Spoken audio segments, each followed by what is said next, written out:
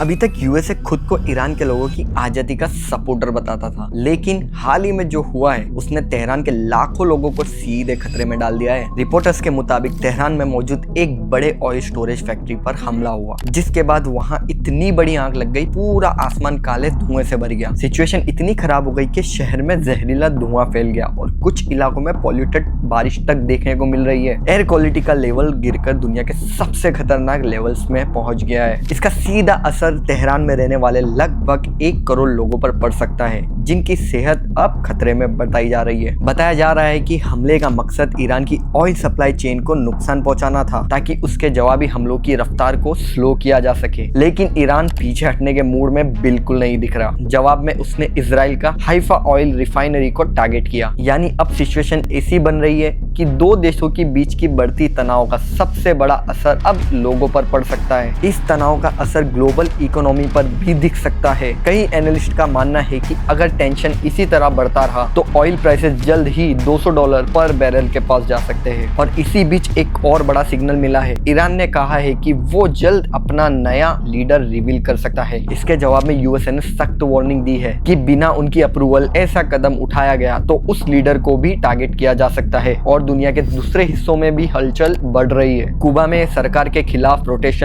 शुरू हो चुका है। और इंटरेस्टिंग बात यह है कि कुछ दिन पहले डोनाल्ड ट्रंप ने भी कुबा को लेकर बयान दिया था। आने वाले दिनों में ग्लोबल पॉलिटिक्स में बहुत कुछ बदल सकता है, लेकिन अगर आप शोर और डरावनी सुबह से दूर रहकर सही जानकारी पाना चाहते हैं तो कहीं जाने की जरूरत नहीं है। इंस्टाग्राम हर दिन कोशिश करता है कि आपको क्लियर और डिटेल्स अपडेट मिले, क्योंकि हम गिरते हुए मीडिया स्टैंडर्ड को देखकर चुप नहीं रहना चाहते। सो अभी इंस्टाग्राम को फॉलो करके अपने न्यूज देखने के स्टैंडर्ड को अपडेट कर दे।